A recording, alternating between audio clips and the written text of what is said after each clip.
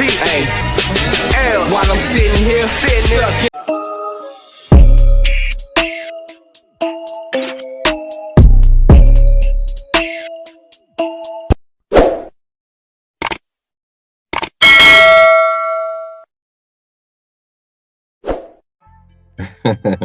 Let's go ahead and get into it. The battle of the same sexes, the things that I see sisters go through with their own sisters. So I see some sisters that don't want to call it out. And okay, I understand if you don't know somebody, you're not just gonna be all up in their face. I get that. But I'm seeing a lot of women that do not call out their own friends and families. So have you yet to get to that point where you will speak up to women that you know, like personally in your life, whether friends or family members or something like that? So I do. So some backstory. I was living in Florida. When I moved from Jamaica, I was living in Florida. And then once I start realizing like I'm not getting my desired results, and then I start realizing that it's what I'm doing and the people I'm surrounding myself with, I moved away. So now I'm currently in Dallas. I do switch the conversations that I would usually have complaining about men, saying there are no good men around and all men are, I no longer entertain those conversations, and I no longer allow those conversations to be had around me. In terms of stepping to my friends and saying, you are too masculine, you need to stop, that's not my place. I'm focusing on myself. I'm not Jesus, so I'm not here to save anybody. And that's what I said the other day on a clip. Like, I'm not here trying to convince you to go a separate way or to go another way. I'm just sharing my story. I'm just telling what I went through. If you want to hear it and be inspired to change, that's you. But it's not my responsibility to bring anybody with me. I love Les Brown, and he always says it's a full-time job changing yourself.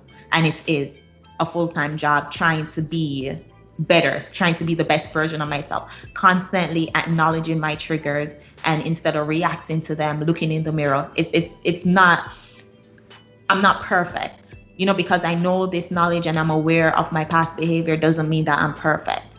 So it's a full-time job in trying to be better, in trying to not have that mindset anymore. So to say, if I call it out in my friends, I just try to avoid it from me, if that makes sense. Okay. So, but has there ever been, like I said, it's not, because when it comes to accountability, I see so many women saying holding men accountable, and then now we're pushing back like, hold on, we do, but y'all not doing enough of it. So with that being said, let me ask you this: has there ever been a time where you have, not saying like, try to, because like you said, you're not Jesus, and I get that, because I had that conversation with people before. It's like, listen, God gives us free will.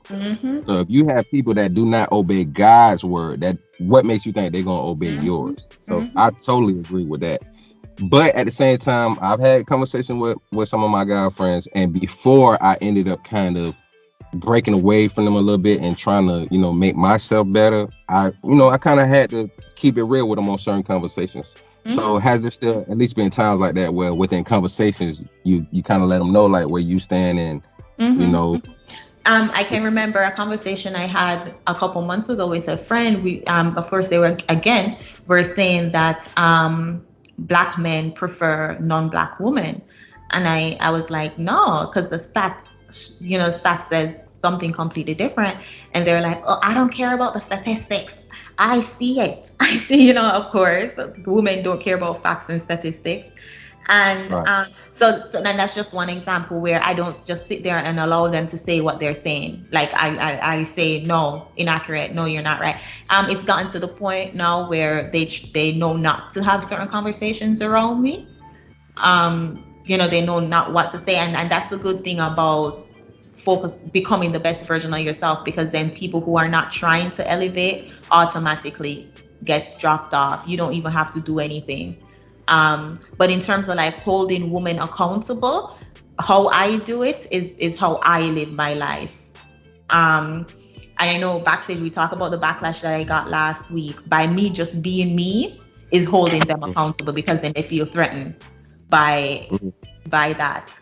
I don't have to go there and say, oh, you're doing this wrong and you're doing this right, and I'm holding you accountable, and this is me just being me, and me trying to be better and learning how to work with our Black men is holding them accountable within itself. Yeah, and I commend you for that, because like I said, we have to start, and that's one of the main reasons, I reached out to you. And I definitely give a lot of respect to my other sister, Pink Book Lessons, because she does it. You know what I mean? And I think that's why it's really important that us as men, we start having more sisters having conversations on our platforms, so that more brothers can see it. Because you can say this all day, every day, twice on Sunday if you want to, but if we don't see the examples, we can't point it out.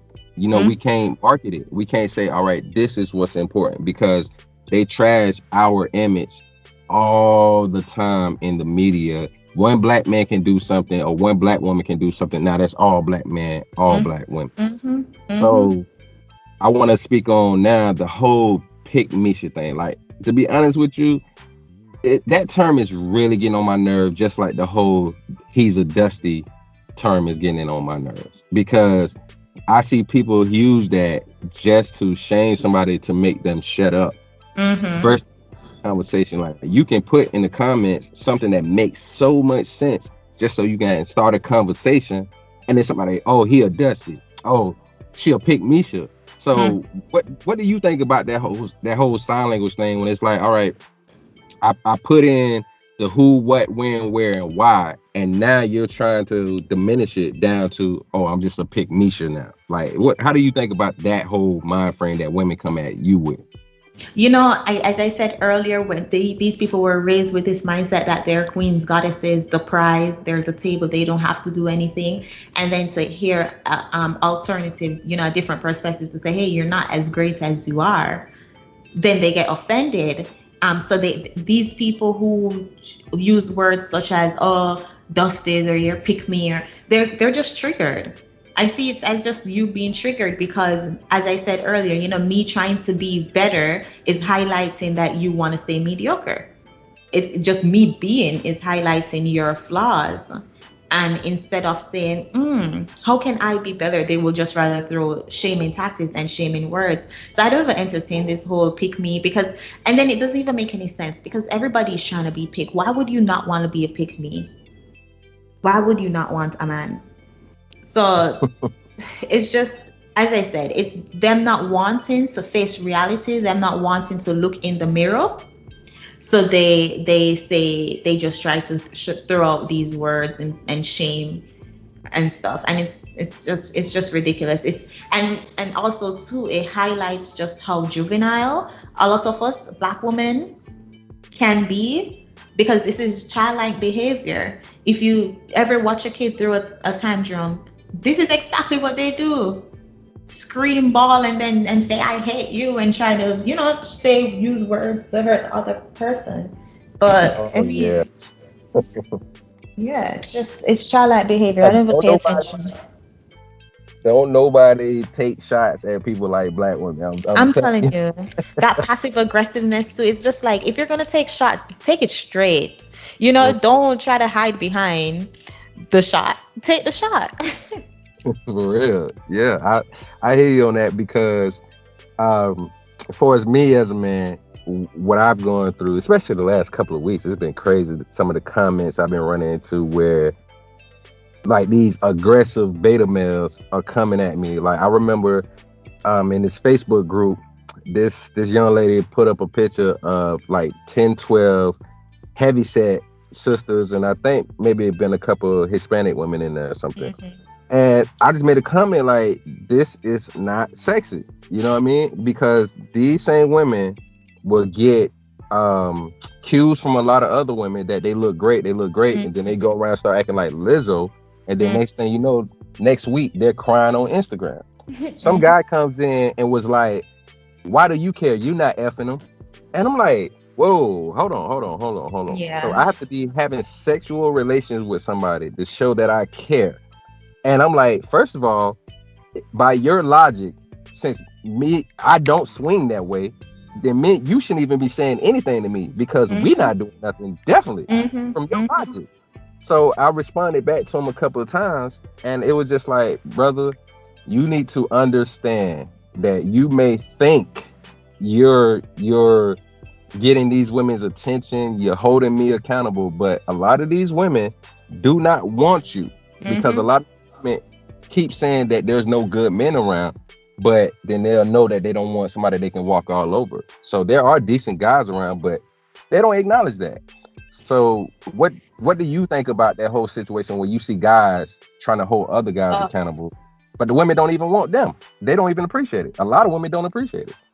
Yeah, there's nothing worse than a simp. Like, there's nothing more unattractive than a simp. Like, I'm telling you, women do not want men who will just try to pander to them and just everything they say goes, and oh, they're all queens and princesses. Did you see the interview with what's her name? Chloe, I don't remember her. Chloe Bailey. I think that's her and Angie Martinez. Yeah, and she was like, oh, she want a guy who is always busy because she want to always wonder what he's doing, but at the same time she want him. Like, these women don't even know what they want, but they know that they want a man who they, in lack of better words, would have to chase. No woman wants a man that is always available, that's always there, that's always pandering to them.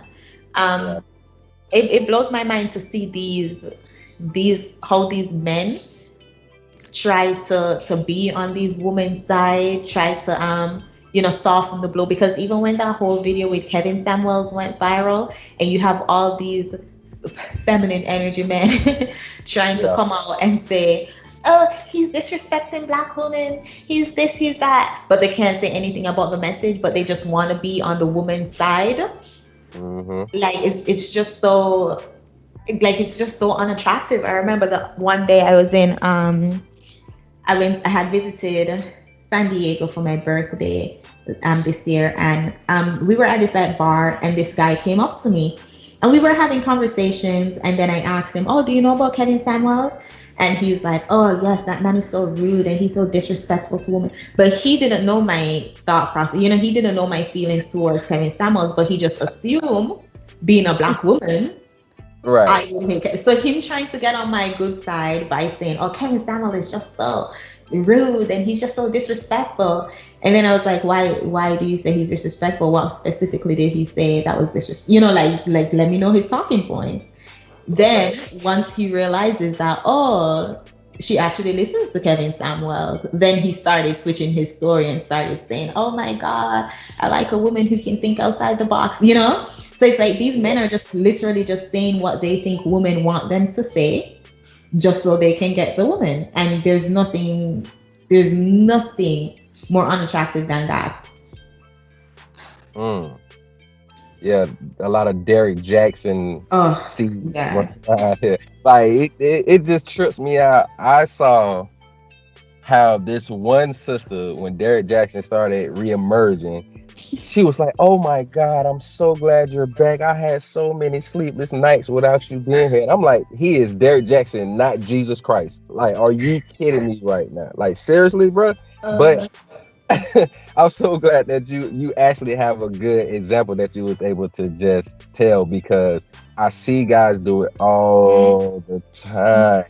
And I try to tell these brothers, I said, listen, you right here walking around being a life-size panda bear. You still don't have a woman. You're still not married. And if you do have a woman, you still coming to me or other men inventing and being like, oh, I'm upset because she this, she that. Like me personally, the pants in the relationship. Yeah, and he wear the Sassoons. So I'm like, you mean to tell me why are you complaining? Y'all been together for XYZ, or you really wanted to marry her. So what's the problem? I'm just venting, man. I'm like, you need to find somebody else to vent to, because I'm about results. Like, if you feel XYZ that this is going on, tell her that. Don't tell me that, because I'm not the one. You know what I'm saying? And matter of fact, I've had to bite my tongue and just kind of separate myself from those situations, because I'm the type, if I'm in a group discussion and somebody says something that's very ignorant, makes no sense whatsoever, I'm gonna like, now why would you say something like that? And I had to kind of, back out of that. So with those guys that are trying to do that, are like in your personal life, are you seeing more guys like that may, whether they come to your page or around you, that's kind of doing that same thing, trying to simp to get your attention, and you're kind of like, that's just not working, bro? Like, have you had a lot of those same